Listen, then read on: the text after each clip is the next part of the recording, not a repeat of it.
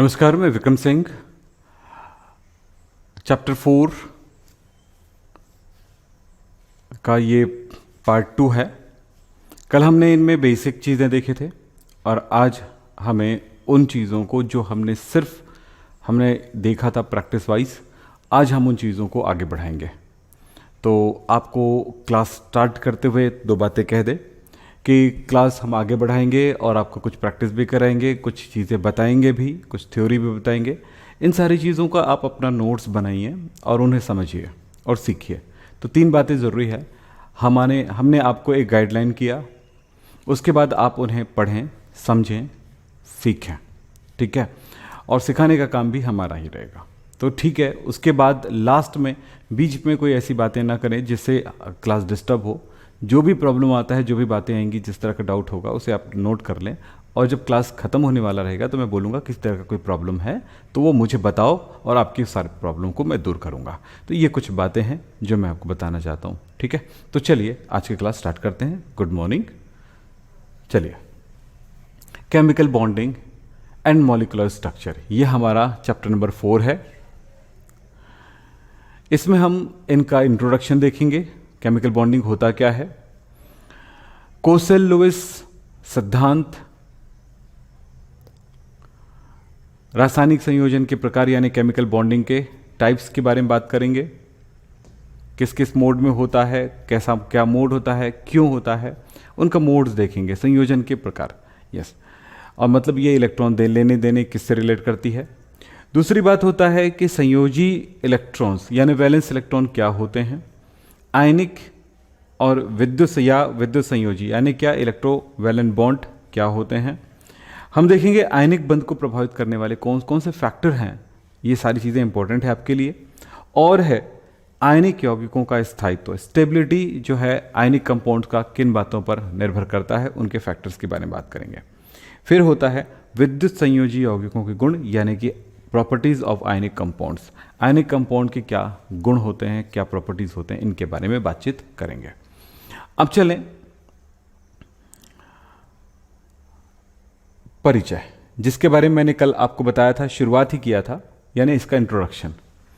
हम यहां पर इस बात पे ध्यान दें कि कोई भी जो कंपाउंड है, कोई भी पदार्थ जो है, वो उसमें उनके परमाणुएं आपस में जुड़ी होती हैं। यानी कि कोई भी तत्व जो होता है उसकी परमाणुएं स्वतंत्र अस्तित्व बहुत ही कम रखती हैं यदि हम इनर्ट गैसों को देखें तो, उनको छोड़ करके। तो वो आपस में संयोग कर जाती हैं और वो संयोग करने के बाद यानी जुड़ने के बाद वो स्थायित्व को प्राप्त कर लेता है। यानी वो अपने इस फॉर्म में, पृथ्वी के उस माहौल में अपने आप को ढालने के लिए क्या करता है कि वो किसी तरह से बंध बनाता है और उसके साथ जुड़ने के बाद वो स्थायी हो जाता है। इनके लिए हम यहाँ पर कुछ बातें देखें। यहीं पर हम यहाँ पर बात कर रहे थे, क्या लिखा हुआ है, अधिकांश तत्वों के परमाणुओं का स्वतंत्र अस्तित्व नहीं होता है, यानी कि ये फ्री फॉर्म में नहीं होता है। ये आपस में संयोग कर अणु बना लेते हैं। इस प्रकार से अणु परमाणु का एक समूह बन जाता है जिसे मॉलिक्यूल कहते हैं, ठीक है। अब यहां पर अणु कितने प्रकार के होते हैं यानी मॉलिक्यूल कितने प्रकार के होते हैं, उनको समझें थोड़ा सा।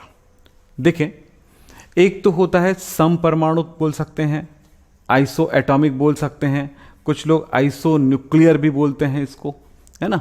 तो ये होमो न्यूक्लियर भी बोल सकते हैं। तो जैसे, और यहां पर और एक शब्द आता है द्विपरमाणु, आइसो एटॉमिक या आइसो न्यूक्लियर, डाई एटॉमिक, द्विपरमाणुक, मॉलिक्यूल, यानी दो समान परमाणु आपस मिलकर के क्या बना लेते हैं, जैसे H2F2 N2 Cl2 F2, इस टाइप का मॉलिक्यूल बनाते हैं। दूसरा मॉलिक्यूल कैसा होता है, जिसमें वो समनाभिकी यानी कि होमोन्यूक्लियर ही होता है, आइसोन्यूक्लियर ही होता है, लेकिन वो बहुपरमाणुक होते हैं यानी मल्टी एटॉमिक होते हैं। तो जैसे P4 S8, ये इसका एग्जाम्पल है, ठीक है। नेक्स्ट देखें, विषम नाभिकी हेट्रोन्यूक्लियर। तो ये हेट्रोन्यूक्लियर द्विपरमाणुक, 2 परमाणु वाले, जैसे HCl HF CO NO, इसी तरह से और भी है HI। ये सब क्या होते हैं, 2 अलग अलग परमाणु में मिलकर के दो परमाणु वाले न्यूक्लियस बनाते हैं या बनाते सॉरी मॉलिक्यूल बनाते हैं। और उसके बाद होता है विषम नाभिकी। इसको तो अच्छे से जानते हो कि कोई भी दो या दो से ज़्यादा जो बहुपरमाणु बोले मल्टी एटॉमिक मॉलिक्यूल्स बनते हैं। तो जैसे यहाँ पर लिखा हुआ है NH3H2O CO2। मुझे लगता है कि ये बात समझ में आ गई होगी। समान परमाणु वाले, समान दो परमाणु वाले, समान दो से ज़्यादा एटम वाले मॉलिक्यूल, असमान दो एटम वाले और असमान दो या उससे कहीं ज़्यादा वाले, क्या बोले, दो से ज़्यादा वाले। जैसे यहाँ पर अपन बात करूँगा H2CO3, तो इसमें बहुत सारे अलग अलग एलिमेंट्स आ गए जो इसी के एग्जाम्पल में आएंगे। ठीक है, इसी तरह से H2SO4, K4, FeCN6। ये जरूरी नहीं होता है ना, ये याद नहीं होता सर ऐसे करके, वो बाद में बात है। तो इस तरह से ये भी इसी के एग्जाम्पल में आएंगे। तो इस फॉर्म में होते हैं ये परमाणुएं, ये एटम्स किस फॉर्म में होते हैं? कंपाउंड के फॉर्म में होते हैं या संयुक्त फॉर्म में होते हैं, यानी किसी से मिल करके होते हैं। ठीक है, तो ये अलग नहीं हो करके वो मिल करके रहते हैं किसी न किसी रूप से। क्यों? क्योंकि उस स्थिति में वो एटम ज़्यादा स्टेबल होता है, ज़्यादा स्थायी होता है। तो चलें थोड़ा सा आगे चलते हैं, फिर बातें हम बढ़ेंगे आगे की ओर। अब यहां पर बातें आती है कि भाई ऐसा क्यों? किसी भी अणु में परमाणुओं के बीच कुछ आकर्षण बल होता है ताकि वे जो परमाणु है वो क्या हो जाए, स्थायी हो सके। इसी आकर्षण बल को रासायनिक बंध कहते हैं। केमिकल बॉन्डिंग होता क्या है, रासायनिक बंध क्या होता है, कल भी बातें हुई थी। दो या दो से अधिक परमाणु, या यूं कह सकते दो परमाणुओं के बीच लगने वाला आकर्षण बल क्या कहलाता है? केमिकल बॉन्डिंग कहलाता है। क्लियर? दो परमाणुओं के बीच लगने वाला आकर्षण बल केमिकल बॉन्डिंग कहलाता है। यहां पर लिखा है रासायनिक बंध वह बल है जो विभिन्न परमाणुओं को एक ही अणु के रूप में बांध के रखती है। यानी दो हाइड्रोजन बोल रहे हैं तो वो H2 बोल रहे हैं, मतलब दोनों परमाणु के बीच में कोई ना कोई आकर्षण होगा। और वो क्या है वो तो पढ़ना है ना हमें, कैसे होता है ये भी तो पढ़ना है ना हमें। क्लियर है? आगे चलें। अब देखें, इस बेस पर हमारे दिमाग में कुछ बातें आती हैं, उनको हम एक बार सोचते हैं। पहली बात तो है कि ये परमाणुएं आपस में जुड़ती हैं और जुड़ करके बहुत अलग अलग प्रकार के कंपाउंड्स या मॉलिक्यूल्स बनाते हैं, जिससे पूरी दुनिया बनी हुई है। अब सवाल आता है कि ये पहले क्वेश्चन है कि ये संयोग क्यों करते हैं, आपस में जुड़ते क्यों हैं, इसका भी जवाब हमें ढूंढना है। दूसरी बातें होती है कि ये अणु जो होता है इनके बनने में कुछ निश्चित संख्या में ही क्यों ये जुड़ते हैं। जैसे H2 हो गया, जैसे यहां पर ये निश्चित, देखो ये आपस में जुड़ते क्यों हैं। दूसरी बात है अगर जुड़ भी जा रहे हैं तो वो एक निश्चित संख्या में जुड़ रहे हैं। जैसे अगर हम यहां पर बात करते हैं H2 की बात करते हैं, सॉरी H2 बन रहा है या H2O बन रहा है या NaCl बन रहा है या यूं कह सकते हैं CH4 बन रहा है, तो एक निश्चित SO2 बनता है। एक निश्चित संख्या में क्यों होते हैं? और कहीं कहीं पे तो बिल्कुल फिक्स है। जैसे यहां पर आप देखोगे SO बनता है, SO2 बनता है, SO3 भी बनता है। ठीक है, लेकिन ये इतनी संख्याएं क्यों हैं? ऐसा क्यों नहीं हो रहा है कि SO बना, SO2 बना, SO3 बना, तो SO4 क्यों नहीं बन जा रहा है? ये सब बातें आती हैं। तो एक निश्चित संख्या में ही क्यों जुड़ती हैं? ठीक है, H2O है, ठीक है, H2O2 बनता है, लेकिन कुछ चीज़ों तो बहुत फिक्स है। जैसे कि अगर मैं बोलूं कि HF हो गया, HCl हो गया, ये फिक्स है। तो कुछ जगहों पर बिल्कुल ऐसा ही क्यों होता है, इसका रीज़न हमें ढूंढना है। तीसरी बातें हैं कि एक निश्चित आकृति बनती है। अगर मैं यहां पर बोलूं BeCl2 का स्ट्रक्चर जो होता है वो ऐसा होता है कि बीच में Be होता है, यहां पर Cl, यहां पर Cl होता है। ऐसा ही क्यों बनता है? ये इसकी निश्चित संरचना होती है। और वो निश्चित संरचना में ही क्यों होती है? BF3 की बात करूं तो ये बिल्कुल ऐसा होता है, B बीच में होगा और ये ट्रायंगुलर स्ट्रक्चर में होता है। आगे जाकर के ये पढ़ोगे आप लोग। तो ऐसा ही क्यों होता है, ये भी एक क्वेश्चन है। तो इन्हीं सारे प्रश्नों का जवाब हमें ढूंढने हैं अभी, ठीक है। इसी तरह से संयोजन करने वाले परमाणुओं के बीच लगने वाले बलों की प्रकृति क्या होगी, यदि वो हाइड्रोजन और हाइड्रोजन आपस में जुड़ रहा है तो कैसा है ये, क्या है ये, इसके बीच में आकर्षण का कारण क्या है। Na और Cl आपस में जुड़े हुए हैं तो इनके बीच आकर्षण का कारण क्या है। इसी तरह से O3 में 3 ऑक्सीजन आपस में जुड़े हुए हैं तो उसका आकर्षण का क्या है। NH4+ है तो उसमें ये एक नाइट्रोजन के साथ 4 हाइड्रोजन जुड़ा हुआ है और उसमें एक प्लस चार्ज भी है, साथ में सब मिलाकर के इसमें किस तरह का आकर्षण होगा, अट्रैक्शन होगा। ये ऐसे क्वेश्चन हमारे पास हैं और इन्हीं क्वेश्चन का जवाब हमें ढूंढना है इस चैप्टर में। चलें,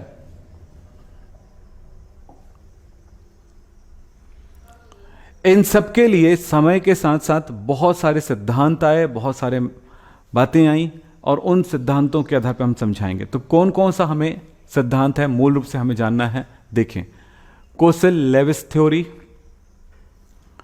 दूसरा होता है वेस्पर थ्योरी, तीसरा होता है वीबीटी वैलेंस बॉन्ड थ्योरी, फिर पढ़ोगे एमओटी मॉलिक्यूलर ऑर्बिटल थ्योरी। ये सब हम पढ़ेंगे। और सबसे बड़ी बात है कि रासायनिक बंध जब बनता है तो बनने वाले जो पदार्थ होते हैं या मॉलिक्यूल होता है उसकी एनर्जी कम होती है। एक थ्योरी ये भी कहता है कि जब बॉन्ड बनता है तो उस टाइम उसके एनर्जी रिड्यूस होते हैं। मतलब ये कहूँगा कि H+H gives H2, C+O2 gives CO2। इनकी टोटल एनर्जी को यदि हम कह दें ER कह दें और इसकी टोटल एनर्जी को हम EP कह दें, तो नॉर्मली ऐसा होता है कि जब बॉन्ड बन जाती है तो ER टोटल एनर्जी ज़्यादा होगा EP की। मतलब ये प्रोडक्ट है और ये मॉलिक्यूल की एनर्जी कम होती है जिनसे वो बना होता है। यानी कि इनके बीच क्या हुआ, अभी आपस में बंधन नहीं है, जब बॉन्ड बनता है तो कुछ एनर्जी रिलीज हो जाती है। इसका मतलब है कि इसकी एनर्जी में कमी हो रही होती है। ठीक है, तो ये एक साइंस यहां तक भी है। तो चलो हम आगे बात करते हैं। जहां भी प्रॉब्लम होगा हम लास्ट में बात करेंगे। एक रिवीजन जरूर दिया करेंगे अब जब क्लास कंप्लीट होता है। अब यहां पर देखिए कुछ और बातें। रासायनिक आबंध का कोसेल लेविस सिद्धांत, कोसेल लेविस थ्योरी 1916 में दिया गया। लुइस और कोसेल ने, लेविस एंड कोसेल ने 1916 में दिया इसने। और इसको जो प्रोग्रेस किया है, इसमें डेवलपमेंट लाया लैंगम्यूर ने। इसने क्या कहा, इस बात पे कंप्लीट बातें हो जाती हैं। लिखा है परमाणु के अंतिम कोश में 8 इलेक्ट्रॉन होने पर वह स्थायित्व ग्रहण कर लेता है। छोटी सी बात लेकिन बहुत बड़ी बात।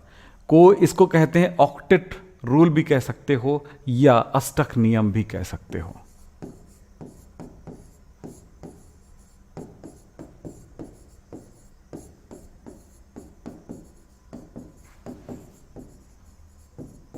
ठीक है, नियम क्या क्या कहता है, किसी भी परमाणु के अंतिम कोश में 8 इलेक्ट्रॉन हो जाए। ऐसा नहीं सबके लिए, बहुत छोटे एलिमेंट जैसे हीलियम और हाइड्रोजन के लिए नहीं बात होती है ऐसा। ठीक है, मतलब hydrogen, helium, neon, sorry hydrogen मैं लिख देता हूँ, ऐसे में भूल जाओगे।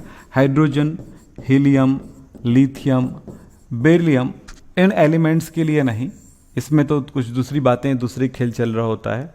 ठीक है, लेकिन बाकी इसके बाद जो एलिमेंट्स आते हैं इनमें क्या होता है, वो 2 पूरा करना चाहता है क्योंकि ये हीलियम के नज़दीक होता है और वो फर्स्ट एनर्जी, एक बात होता है किसी भी परमाणु के फर्स्ट एनर्जी स्तर में 2 इलेक्ट्रॉन हो जाए तो वो स्टेबल हो जाएगा। लेकिन अगर इसके बाद चाहे वो 3rd एनर्जी लेवल हो, चाहे 4th एनर्जी लेवल हो, चाहे 5 हो या 6 हो, ये सारे एनर्जी लेवल में जब वो अगर वो energy level last energy level है या वैलेंस शेल है तो उसमें 8 होना जरूरी है। यानी 8वें भाग में, 8वें कोश में अंतिम कोश में 8 इलेक्ट्रॉन हो जाए तो स्थायी हो जाएगा। अंतिम कोश में 8 इलेक्ट्रॉन हो जाए तो स्थायी हो जाएगा। यही कह रहा है। क्या कहने की कोशिश करा? अंतिम कोश में 8 इलेक्ट्रॉन होने पर वह परमाणु, वह एटम स्टेबल हो जाता है। ठीक, चलते हैं कुछ एग्जाम्पल की तरफ चलें। आप ये जानते हो कि यहां पर ऐसा कुछ एग्जाम्पल हमारे पास है जो कि स्टेबल है, इनको किसी से कोई बंध बनाने की जरूरत नहीं है, रिएक्शन ही नहीं करती इसी कारण से, क्योंकि उनके अंतिम कोश में 8 इलेक्ट्रॉन है। हीलियम के बारे में बताया था मैंने, छोटा परमाणु है तो इसका पहला ही एनर्जी लेवल है। ठीक, एटॉमिक नंबर 2, तो इलेक्ट्रॉनिक कॉन्फ़िगरेशन करूं सिंपल तो 2 ही होगा। नियॉन, इसका एटॉमिक नंबर 10, तो सिंपल इलेक्ट्रॉनिक कॉन्फ़िगरेशन बोरबरी स्कीम के बेस पर 28, अंतिम में 8 चला गया। आर्गन 18, क्रिप्टॉन 36, जेनॉन 54 और रेडॉन 86। तो इसका क्या होगा? सेकंड का 2, 8, 8, इसका क्या हो गया? 2, 8, 18, 8, इसका क्या हो गया? 2, 8, 18, 18, 8, इसी तरह से इसका कितना हो जाएगा? 2, 8, 18, 32, 18, 8। ये इलेक्ट्रॉनिक कॉन्फ़िगरेशन होगा इसका। हम देख रहे हैं कि इन एलिमेंट्स के अंतिम कोश में 8 इलेक्ट्रॉन है।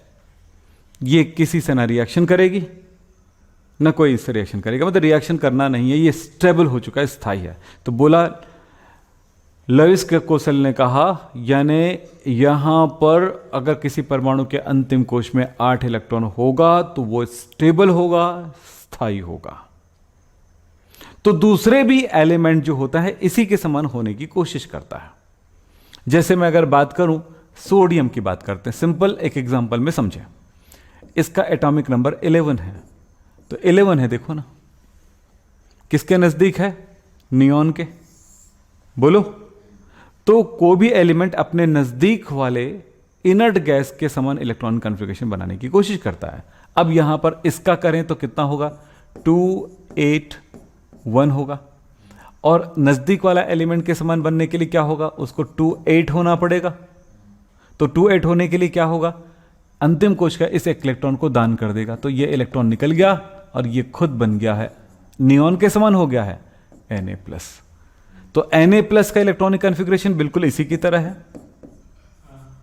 बोलो, इसी तरह से मैग्नीशियम की बात करो, कैल्शियम की बात करो, सोडियम की बात करो, ऑक्सीजन की बात करो, अधिकांश एलिमेंट अपने नजदीक वाले इनर्ट गैस के समान इलेक्ट्रॉनिक विन्यास बनाने की कोशिश करता है। ये इसका ऑब्जर्वेशन था। ठीक है, तो लुईस कोसेल का आपको सिद्धांत पता चल गया है। तो यहां पर एक और उसी चीज को हमने लिख दिया इस तरह से, विभिन्न तत्वों के परमाणु रासायनिक संयोग इसलिए करते हैं ताकि उनकी संयोजकता कक्ष यानी कि संयोजी कोश यानी वैलेंस शेल ना, SHELL, वैलेंस शेल पूर्ण होकर स्थायित्व प्राप्त कर ले, अष्टक पूर्ण कर स्थायित्व प्राप्त कर ले। छोटे एलिमेंट्स के लिए क्या होता है? द्विक यानी कि डबल होता है। ठीक है, 2 होता है। चलिए, हो गया? हाँ, रासायनिक संयोजन के प्रकार। परमाणुओं का रासायनिक संयोजन के 3 प्रकार होते हैं। सिंपल सी बात बोलने वाला हूं, ध्यान से सुनिएगा। रासायनिक संयोजन के प्रकार यानी केमिकल बॉन्डिंग के 2 एलिमेंट्स आपस में संयोजित करते हैं यानी बॉन्डिंग करते हैं, वो कितने प्रकार का होगा, किस किस तरह से करेगा। तो इनको हम जरा एक बार देखें। मैं इसको थोड़ा सा बैक कर दूं, सिंपल बात करूंगा। यहां पर एक तरीका होगा इलेक्ट्रॉन आदान प्रदान यानी ट्रांसफर, इलेक्ट्रॉन ट्रांसफर, इलेक्ट्रॉन को E- करके लिख देते हैं ना, ध्यान रखना, सिंबल बना देते हैं। तो इनका आदान प्रदान यानी स्थानांतरण जिसको इलेक्ट्रॉन ट्रांसफर कहते हैं, जिसमें क्या होता है, ये इलेक्ट्रॉन दान करना या ग्रहण करना, ठीक है। दूसरा होता है इलेक्ट्रॉन का साझा, शेयरिंग। तीसरा होता है इलेक्ट्रॉन पेयर, साझा, कुछ लोग साझा भी बोलते हैं इसको, या ट्रांसफर भी कहते हैं, यानी आदान प्रदान कहते हैं, स्थानांतरण कहते हैं। ये इस तरह से तीन मूल रूप से ये घटनाएं होती हैं। तो ठीक है, तो क्या क्या बोला मैंने, इलेक्ट्रॉन ट्रांसफर,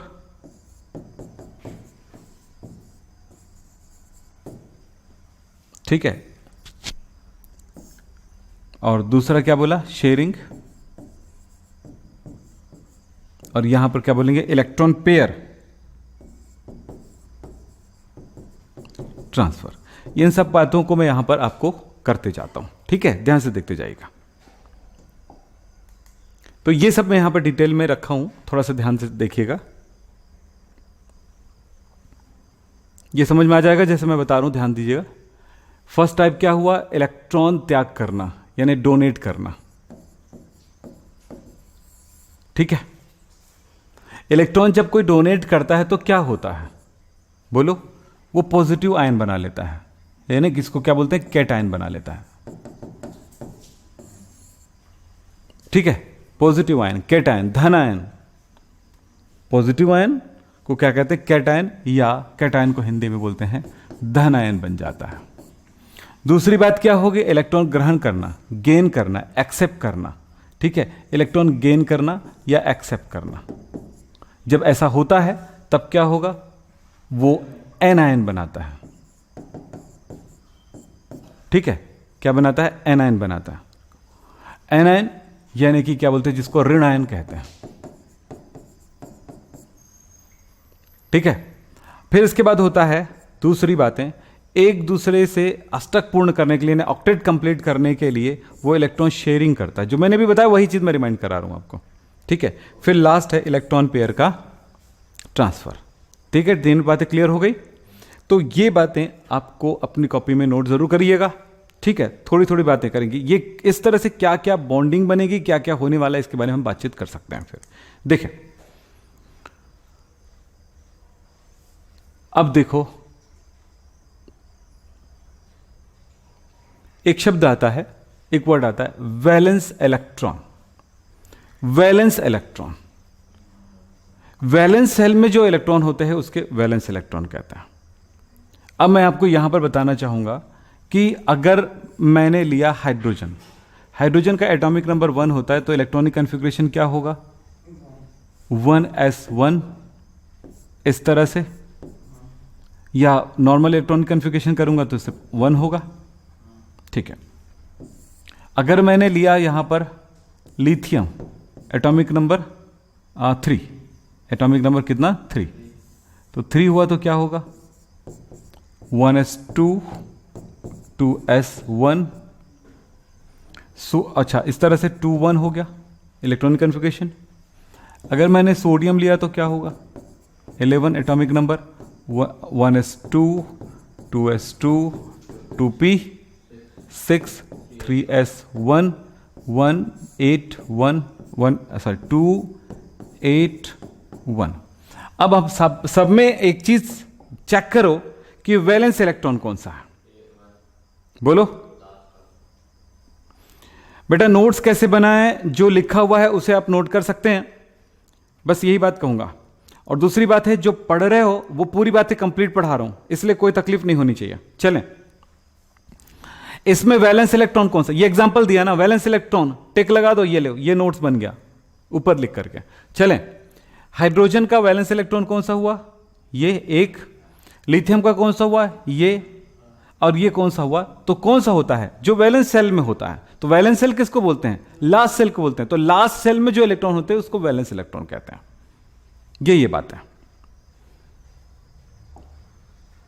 चलें, लुईस बिंदु संकेत या लेविस डॉट सिंबल, हमने कल आपको प्रैक्टिस करा दिए हैं सारी चीजों को, और आप जानते हो कि उस प्रैक्टिस के साथ हम ये सारी चीजें कर रहे हैं और जो चीजें आपने कल किए होंगे वही चीजें बार बार आज की क्लास में आएगा।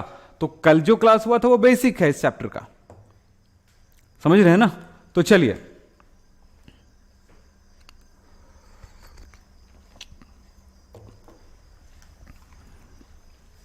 लेविस डॉट सिंबल,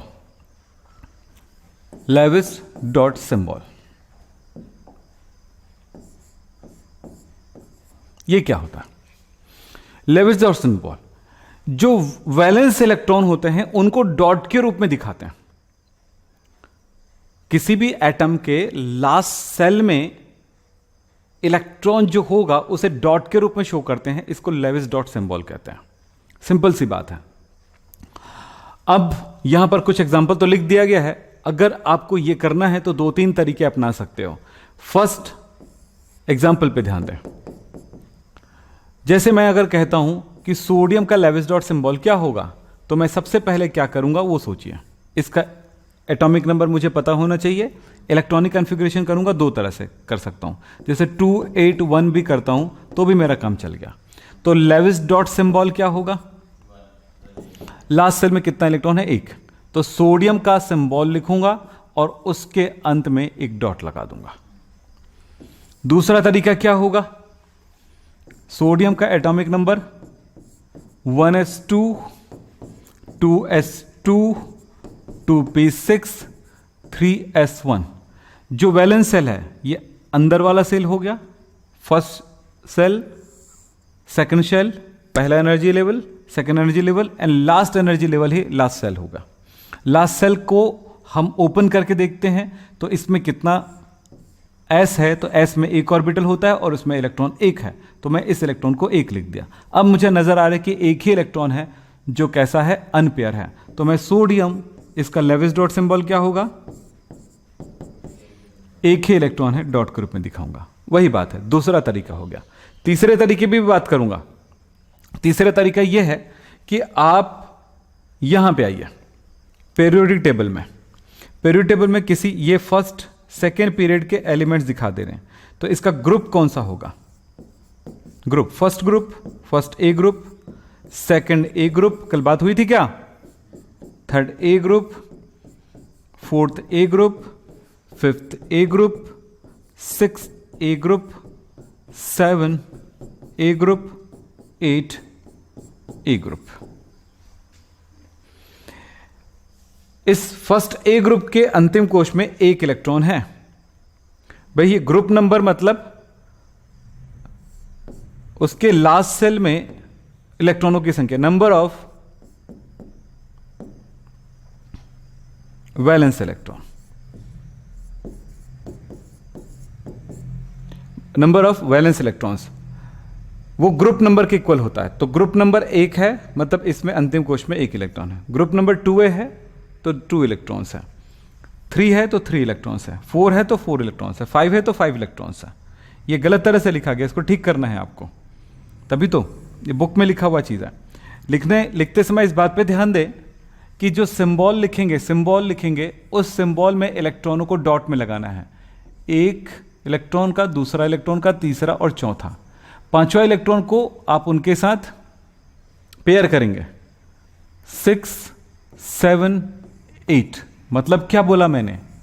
1 2 3 4 5 पेयर बनाएंगे, 6 पेयर बनाएंगे, 7 पेयर बनाएंगे, 8 पेयर बनाएंगे। ये है सिस्टम। तो यहां पर क्या हुआ? लिथियम का 1 डॉट, बेरिलियम में 2 इलेक्ट्रॉन है तो 1 2, कहीं भी लगाइए, इधर इधर कहीं भी लगाइए, फैला के लगाइए, 1 2 3। इसमें कार्बन में 4 होते हैं, 1 2 3 4। नाइट्रोजन में 5 इलेक्ट्रॉन है, तो भरते समय ध्यान रखना 1 2 3 4 5, एक पेयर हो जाएगा, 3 अनपेयर है। ऑक्सीजन में 1 2 3 4 5 6 इलेक्ट्रॉन है। फ्लोरीन में 7 1 2 3 4 5 6 और ये 7। नियॉन में 8 1 2 3 4 5 6 7 8। हम सब कुछ पढ़ चुके हैं ना, याद है ना आपको? तो ये बात होना बहुत जरूरी है, जो जो चीजें बताया जा रहा है अब सिस्टमेटिक तरीके से बताया जा रहा है आपको, ठीक है। तो ये हुआ लेविस डॉट सिंबल। तो लेविस डॉट सिंबल 3 तरीके हो गए, ग्रुप वाइज भी कर सकते हो। अगर हमने किसी ने पूछा कि भाई सल्फर का लेविस डॉट सिंबल क्या है, तो सल्फर किस ग्रुप में है, ग्रुप नंबर 6 में है, तो अंतिम कोश में 6 इलेक्ट्रॉन है। 6 ग्रुप यानी 16 ग्रुप। ग्रुप को 2 तरह से बोला जाता है, 1 2, और यहां बोरॉन से हो गया 13 14 15 16 17 और 18 ग्रुप, ऐसे भी बोलते हैं। 18 ग्रुप को 0 ग्रुप भी बोलते हैं, ये भी एक बातें हैं। सब पढ़ चुके हो बेटा, कोई बहुत बड़ा प्रॉब्लम नहीं है अब। इसलिए बोलते हैं सिस्टमैटिक तरीके से लाइन से चैप्टर वाइज पढ़ते जाओ, कहीं तकलीफ नहीं होगा। एनसीईआरटी ने बहुत बढ़िया अरेंजमेंट करे हैं अपने चैप्टर्स का। चलो, ये किस ग्रुप का एलिमेंट है, ऑक्सीजन वाले का। तो ऑक्सीजन का जो लेविस डॉट सिंबल है इसका भी होगा, एस सिंबल लगाने के बाद 1 2 3 4 5 6 इलेक्ट्रॉन होते हैं ना इसके लास्ट सेल में, तो 6 लगा दिए। ऐसे ही है। तो ये है लेविस डॉट सिंबल। हम आगे जाकर के लेविस डॉट स्ट्रक्चर भी पढ़ने वाले हैं, ये भी ध्यान देना। लेविस डॉट सिंबल तो हो गया, लेविस डॉट स्ट्रक्चर भी पढ़ने वाले हैं। चलो,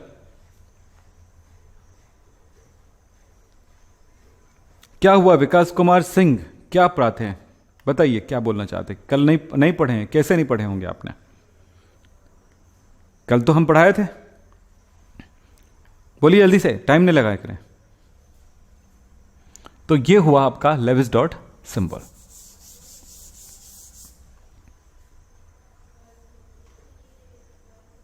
पीछे के चैप्टर अगर नहीं पढ़े हो तो आप गलती कर रहे हो, पीछे से शुरुआत करो जो चैप्टर चल रहा है, कोई तकलीफ नहीं होगा, आपका पूरा पूरा कोर्स हो जाएगा, ठीक।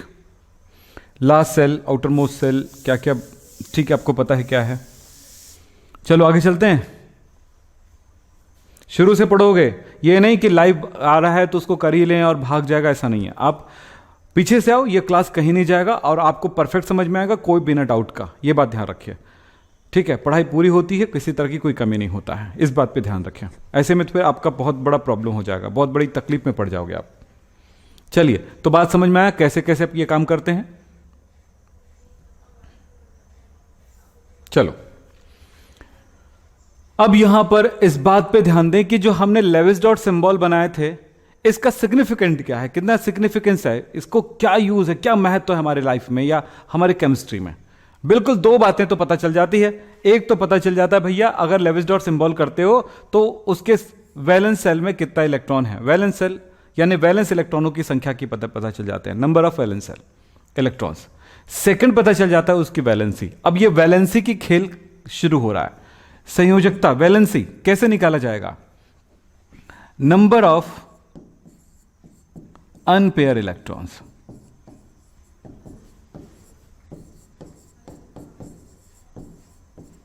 नंबर ऑफ अनपेयर इलेक्ट्रॉन्स, अयुग्मित इलेक्ट्रॉनों की संख्या। अयुग्मित इलेक्ट्रॉनों की संख्या को क्या कहते हैं, उसकी संयोजकता कहेंगे, क्योंकि वही उसकी बॉन्ड बनाने में भागीदार होगा। तो अभी आपने देखा लिथियम में एक अनपेयर है, तो इसकी वैलेंसी कितनी होगी, वैलेंसी को एक्चुअली स्मॉल एन से डिनोट करते हैं ना, ध्यान रखना, ठीक है। तो इसका वैलेंसी कितनी होगी, 1।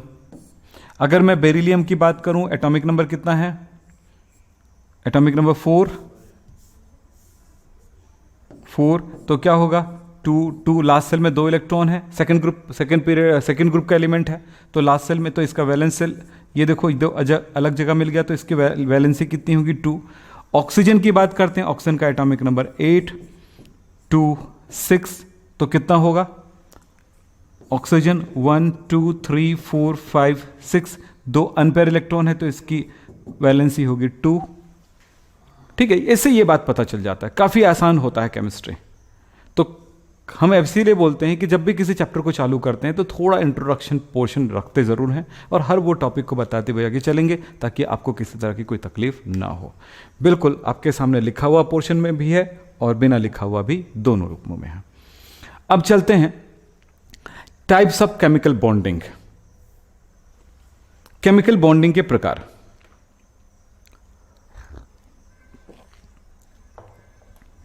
रासायनिक बंध के प्रकार। केमिकल बॉन्डिंग कितने प्रकार के होते हैं और उनके क्या शॉर्टकट्स हैं वो समझें। First, ionic bond. Second, covalent bond. Third, coordinate bond. और सबके दूसरे भी नाम हैं, डबल नाम वाले हैं सब, तो एक नाम कम से कम जान लें। रासायनिक बंध 3 प्रकार के होते हैं, आयनिक बंध, सहसंयोजी बंध और उपसहसंयोजी बंध। इन सारे बंधों को आपको समझना है और बहुत डिटेल में समझना है।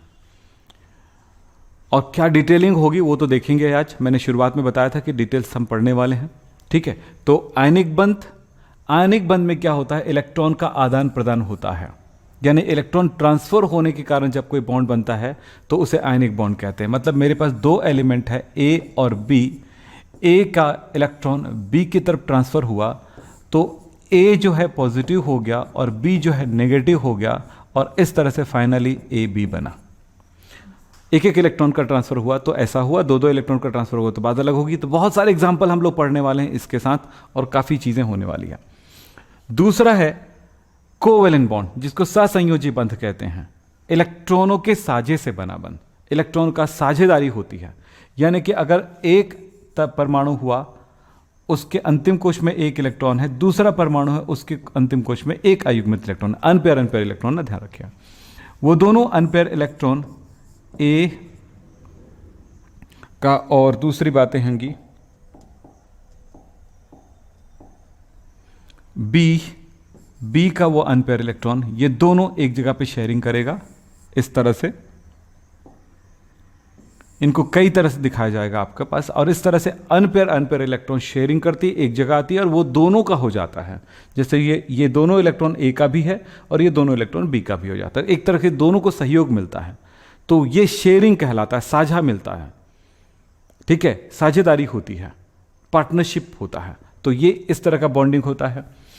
और थर्ड जो है, ऐसा होता है कि किसी एक एटम के पास कोई इलेक्ट्रॉन पेयर है और दूसरा एटम जो है उसे 2 इलेक्ट्रॉनों की रिक्वायरमेंट है, आवश्यकता है। तब ए ने अपना इलेक्ट्रॉन पेयर बी को क्या किया है, कोऑर्डिनेट किया है, सहयोग किया है।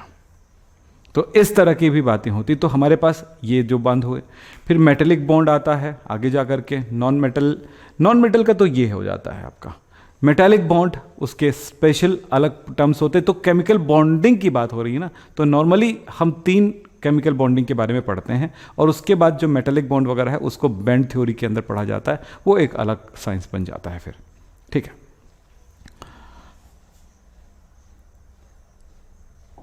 चले आगे। अब हम जो पढ़ रहे थे उसको थोड़ा सा आगे बता रहा हूं, आप ध्यान से देखिएगा।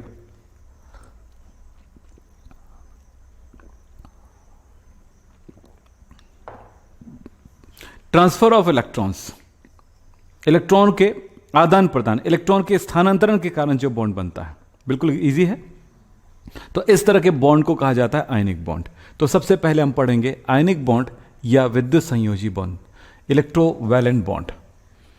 तो इसमें एक ही बात है, किसी 2 परमाणु के मध्य इलेक्ट्रॉनों के स्थानांतरण या ट्रांसफर की वजह से जो बंध बनते हैं उस बंध को हम कहेंगे क्या बंध बनेंगे, विद्युत संयोजी बंध या आयनिक बंध कहते हैं। ऐसा होता है तब क्या होता है, मैंने अभी बताया ना, एक एटम ने जिसके पास इलेक्ट्रॉन था और एक एटम जो इलेक्ट्रॉन लेना चाहती है, तो जो इलेक्ट्रॉन दे रहा हो वो पॉजिटिव हो गया और जो ले रहा हो वो क्या हो जाता है, नेगेटिव हो जाता है। और इस तरह से बना A प्लस बी, और A प्लस बी जो है फाइनली एक दूसरे के नजदीक आएगा, A और B माइनस बन करके, और दोनों ही जुड़ करके बना लिया ए बी। इसका मतलब हुआ कि ए और बी के बीच में, प्लस और माइनस के बीच में एक तरह का अट्रैक्शन होता है, उस अट्रैक्शन को बोलते हैं इलेक्ट्रोस्टैटिक अट्रैक्शन फोर्स, ठीक है, विद्युत आकर्षण बल, स्थिर विद्युत आकर्षण बल। तो यहां बोलेंगे क्या बोले, इलेक्ट्रोस्टैटिक अट्रैक्शन।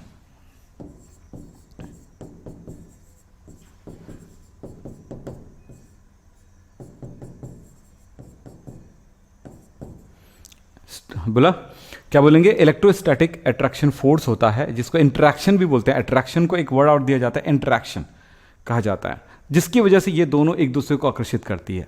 आपको पता होगा अपोजिट चार्ज वाला कोई भी दो पदार्थ, दो वस्तुएं एक दूसरे को आकर्षित करती है।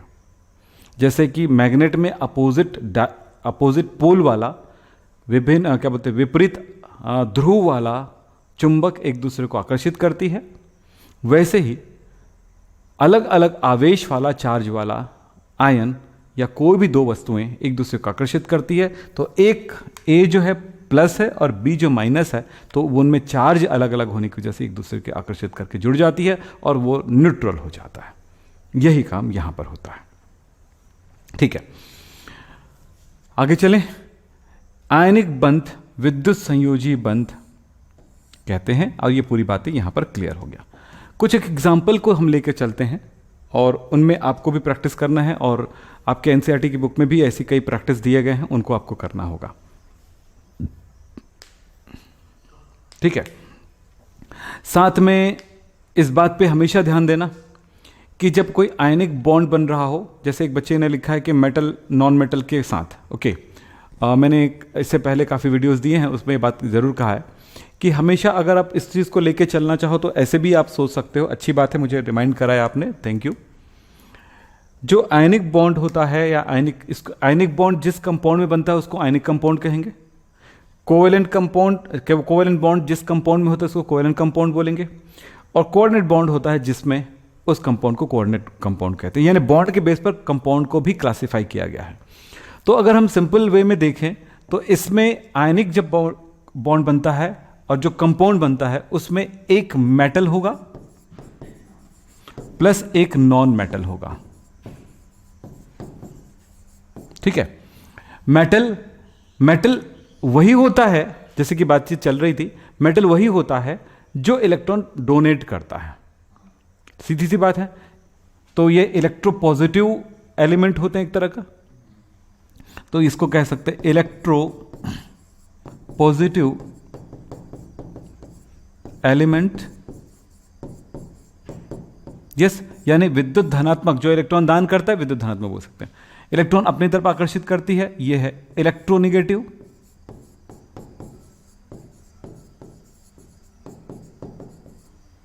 एलिमेंट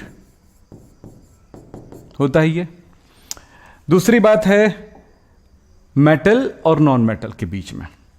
मेटल इलेक्ट्रॉन डोनेट करेगा और नॉन मेटल गेन करेगा। ठीक, तो ये क्या बना लेता है, पॉजिटिव आयन बना लेता है और वो नेगेटिव आयन। इसमें पॉजिटिव नेगेटिव आयन नहीं बनती। यहां पर दो एलिमेंट्स आपस में अगर आते हैं तो दोनों एलिमेंट को दो एटम आते हैं तो दोनों एटम को, दोनों परमाणुओं को इलेक्ट्रॉन की रिक्वायरमेंट रहता है ऑक्टेट कंप्लीट करने के लिए। दोनों परमाणुओं को इलेक्ट्रॉन की आवश्यकता होती है ऑक्टेट कंप्लीट करने के लिए। इसमें क्या होता है, इसमें ऑक्टेट कंप्लीट करने के लिए इलेक्ट्रॉन को देना पड़ता है इसको, मेटल में, लेकिन इसको लेना होता है। क्यों इस कंडीशन में अगर जाते हैं तो कुछ ऐसा सोच सकते हैं कि कोई एलिमेंट है, उसके अंतिम कोश में 1 से 3 तक के इलेक्ट्रॉन हो सकते हैं। 1 2, मैं ऐसे लिख देता हूं, 1 2 3 करके, 1 2 3 4 5 6 7 8। चलिए हम यहां पे बात करते हैं। ये वैलेंस इलेक्ट्रॉन है, valence electrons, number of valence electron 1 से 3 तक है, 4 है, 5 से 7 तक है, और इसको तो जरूरत ही नहीं है। तो 1 से 3 तक है तो ये क्या बनाएगा, ये नॉर्मली मेटल होते हैं, इलेक्ट्रॉन डोनेट करते हैं। ठीक है, दूसरी बात है ये क्या बनाता है, कैटायन बनाता है। यस, प्लस आयन बनाता है, प्लस आयन, पॉजिटिव आयन। दूसरी बात है ये जो होता है ये क्या करेगा, ये नॉन मेटल होते हैं,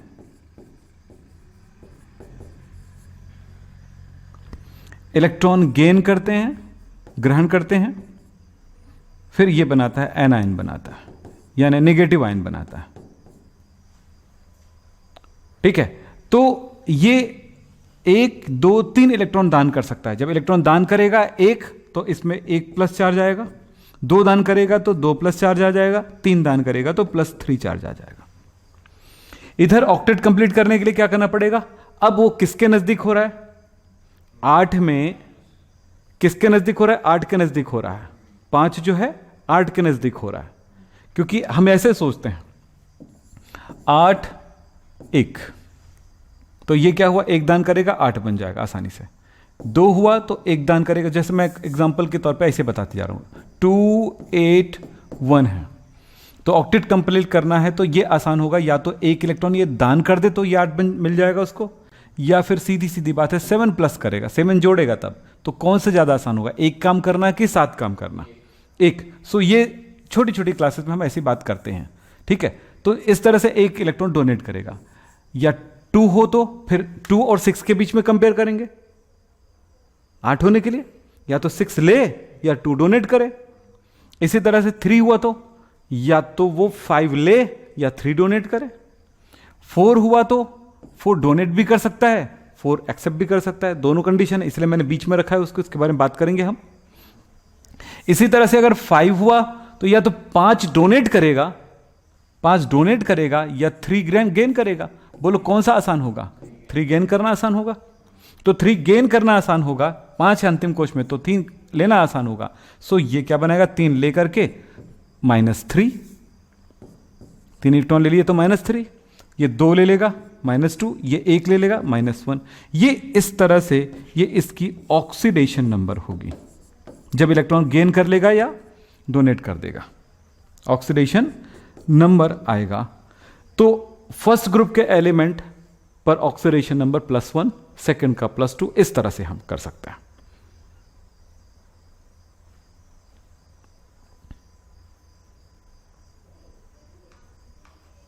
जी चल, तो इस तरह से कुछ बातें हमारे दिमाग में आई है। ये सारी चीज़ों को हम जब प्रैक्टिस के साथ लेंगे तो काफ़ी आसान होगा। कहीं हड़बड़ाना नहीं है, कहीं किसी तरह से कुछ नहीं करना है। जो जो बातें हो रही है, कुछ बातें फिसलती है पहले, फिर उसके बाद वही चीज़ें फिर पकड़ में आ जाती हैं।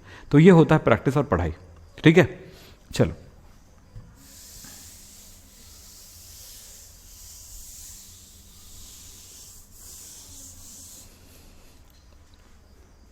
तो हमने यहां पर क्या बोला था?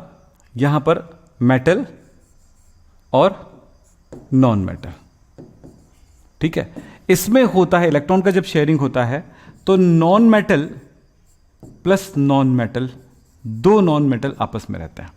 तो आपने ये देखा 1 2 3 4 5 6 7 8, तो जो इलेक्ट्रॉन डोनेट करता है ना वो मूल रूप से मेटल होते हैं, और उसके बाद वाला नॉन मेटल होते हैं।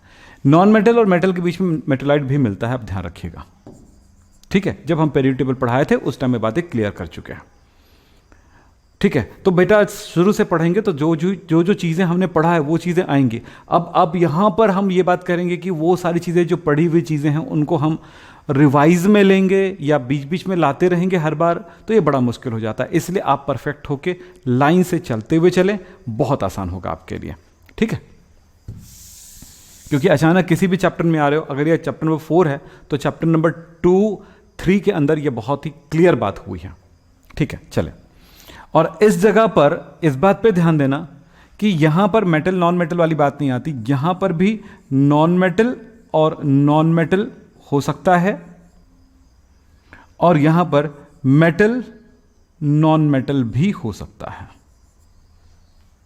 एक्चुअली यहां पर जो होता है नॉन मेटल के बीच में इलेक्ट्रॉन पेयर का आदान प्रदान होगा, स्थानांतरण होगा, लेकिन यहां पर होता क्या है, मेटल जो है नॉन मेटल से इलेक्ट्रॉन पेयर लेता है। यह ध्यान रखिएगा, ये कोऑर्डिनेशन केमिस्ट्री में सीखोगे, ये क्लास 12th में पढ़ोगे इस चीज को,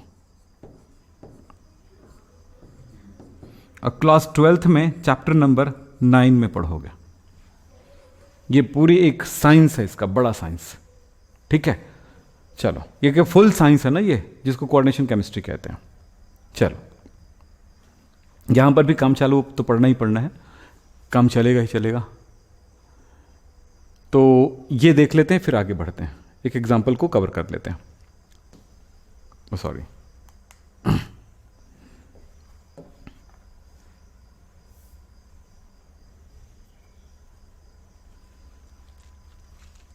देखें, सोडियम क्लोराइड अणु का बनना, सोडियम क्लोराइड अणु का बनना जरूर लिख देते हैं, मॉलिक्यूलर फॉर्मेशन भी जरूर बोल देते हैं, पर एक्चुअली आयनिक कंपाउंड में कभी भी नहीं कहा जाता है कि मॉलिक्यूल बनता है।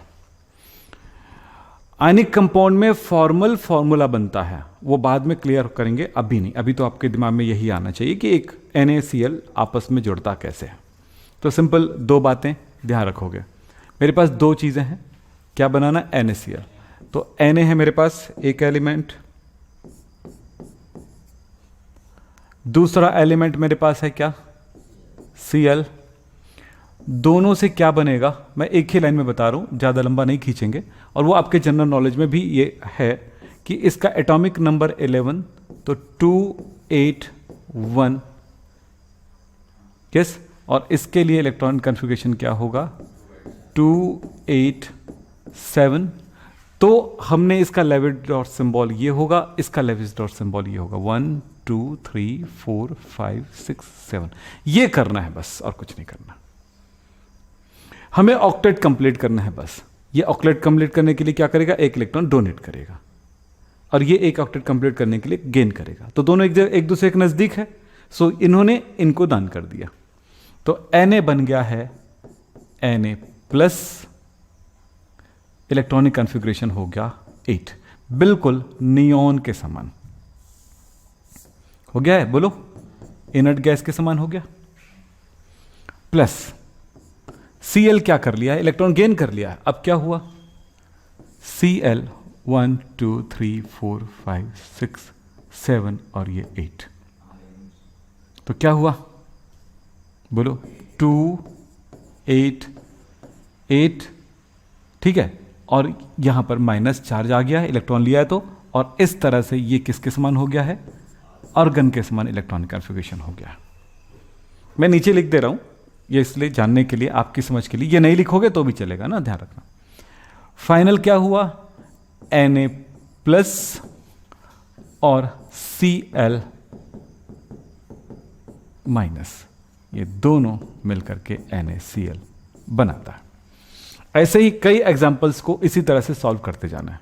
एग्जाम्पल सेकंड, अगर मैं कह रहा हूं कि Mg और Cl के बीच की बात करें तो क्या होगा, Mg एटॉमिक नंबर 12 282, यही होगा, अभी पढ़े थे। इसमें कितना होगा, 1 2 3 4 5 6 7, ये देख लिया हो, बताने की जरूरत नहीं है। फिर क्या होगा बोलो। अब सवाल यहां पर आता है कि ये 2 इलेक्ट्रॉन डोनेट करेगा, इसके अपने गुण पे जाइए ना, इससे क्या हो रहा है उसे बाद में सोचेंगे, पहले इसको खुद को सोचो, ये कितना इलेक्ट्रॉन डोनेट करेगा, 2 करेगा, 2 ही करेगा। या बोलो सर ये तो एक ही लेगा, अरे भाई उसके बारे में बाद में बात करेंगे, पहले इसके बारे में सोच लो, एक के बारे में। तो Mg 2 इलेक्ट्रॉन डोनेट करा, प्लस 2 हो गया, अब इसका इलेक्ट्रॉनिक कॉन्फ़िगरेशन हो गया 28, हो गया, बिल्कुल नियॉन के समान हो गया। ये नहीं लिखना है, जरूरी नहीं है लिखना नीचे ना, नियॉन का है क्या, ऑर्गन है क्या है, बताने की जरूरत नहीं, मैं आपको बता रहा हूं, समझा रहा हूं कि ऐसा होता है। अब Cl के बारे में सोचें, Cl के बारे में ये सोच रहे हो कि एक इलेक्ट्रॉन गेन करते ही 8 हो जाएगा, ऑक्टेट कंप्लीट हो जाएगा, तो हो जाएगा Cl 1 2 3 4 5 6 7 8। तो नया दूसरे से इलेक्ट्रॉन आता है ना, थोड़ा सा दिखाने के लिए भी एक इलेक्ट्रॉन यहां पे आया हुआ है, वो थोड़ा क्रॉस स्टार वगैरह जो भी लगा करके इलेक्ट्रॉन को शो कर सकते हो।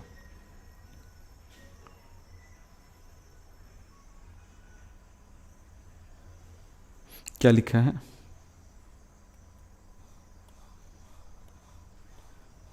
तो ये रिएक्शन ही तो हो रहा है बेटा अजय सिंह, ठीक है। तो इसमें क्या हो गया, ये बन गया अब 2 8 8, और इसमें चार्ज क्या आ गया, माइनस चार्ज आ गया। अब सवाल ये है कि इसकी वैलेंसी 2 है, इसकी वैलेंसी 1 है, यानी यहां पर 2 तरह से सोचा जा सकता है। आप यहां से सोचना शुरू कर सकते हो, यहां से भी। तो मैं आपको एक तरीका बताता हूं, एक तरह सोचने का, फिर बाद में सोचेंगे और दूसरी बातें। यहां पर Mg की वैलेंसी कितनी है, +2, और Cl का कितना है, माइनस यानी -1। ओनली नंबर को याद रखिए, इसमें नंबर 2 है तो इसको 2 संख्या बना दो, इसको 1 बना दो, क्या हो गया, तो बन गया MgCl2, मतलब 2 Cl ले रहा है, MgCl2 बना, यानी कि वो क्या कर रहा है, 2 Cl चाहिए, तो मैंने इसको 2 लिखा, मैंने इसको 2 लिखा। ठीक है, इसका मतलब क्या हुआ, एक Mg+2 के साथ Cl, जिसका ऑक्टेट कंप्लीट है, इसका भी ऑक्टेट कंप्लीट है, लेकिन दर्शाने की जरूरत नहीं है, -1 जो है यहां पर 2 टाइम्स है, फाइनली बन गया MgCl2। ये एक तरीका हुआ। इसी बात को यहां से भी सोच सकते थे कि Mg के पास 2 इलेक्ट्रॉन है, Cl ओनली एक ही इलेक्ट्रॉन गेन करता है, तो एक Cl को ही दे सकता है ना, या एक ही Cl ले पाएगा इसको, दूसरे Cl को भी चाहिए तो दूसरा इलेक्ट्रॉन दूसरे Cl को मिलेगा। इस तरह से फाइनल क्या हो गया, Mg+2 हो गया और 2 Cl, Cl- एंड Cl- बन गया।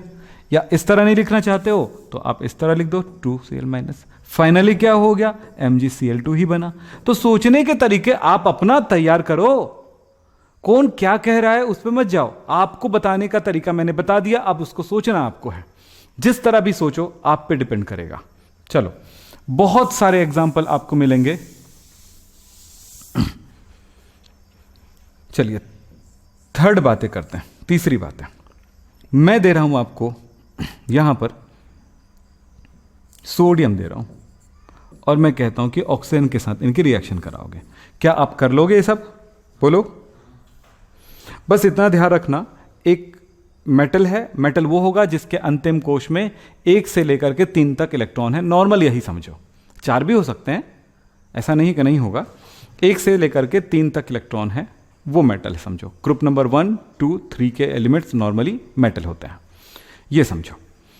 इस तरह से आपको बन रहा है, चालू बता दिए। तो मैं कुछ यहां पर बोलूं तो क्या अगर आप प्रैक्टिस करके आओगे कुछ, बोलो यस दे दूं, तो मैं आपको देता हूं।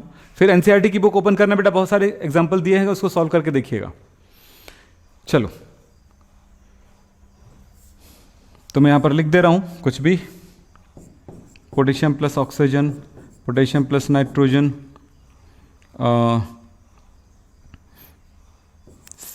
सल्फर को नहीं दे रहा हूं मैं फिर को, calcium plus oxygen, calcium plus nitrogen, aluminium plus chlorine, aluminium plus oxygen, aluminium plus nitrogen. चलिए ये सब आप करके रखो, और काफ़ी और भी एग्जाम्पल है, उसको आप करके रखो। फिर हम कोवेलेंट बॉन्ड वगैरह करेंगे ना, उसके बाद इस तरह से शो करना बहुत आसान हो जाएगा। सो आज की क्लास में कुछ पूछना है, कुछ बात करना है तो बता दो। मुझे लगता है कि आज की क्लास बहुत आसान रहा है और इसे हम आसानी से समझ सकते हैं, बोलिए।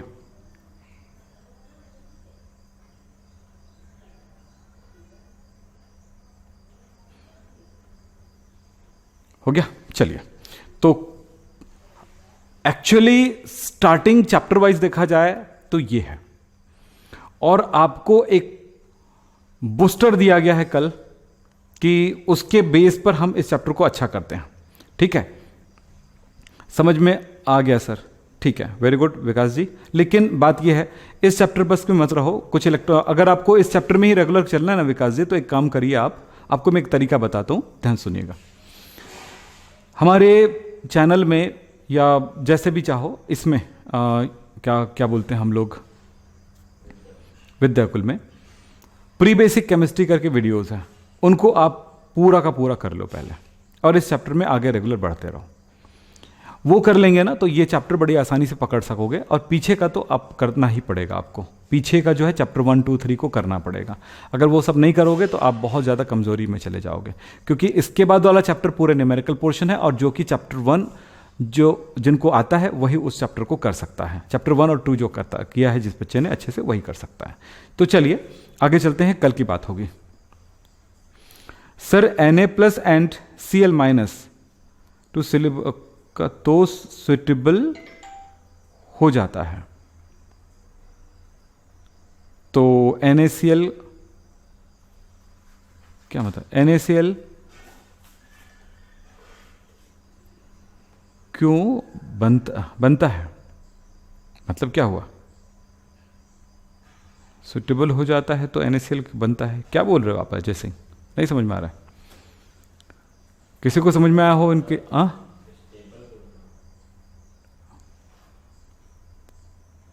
सुटेबल लिखा है इसने, स्टेबल वर्ड अलग होता है, सुटेबल अलग होता है। नहीं समझ में आ रहा है? क्या बोल रहे हो?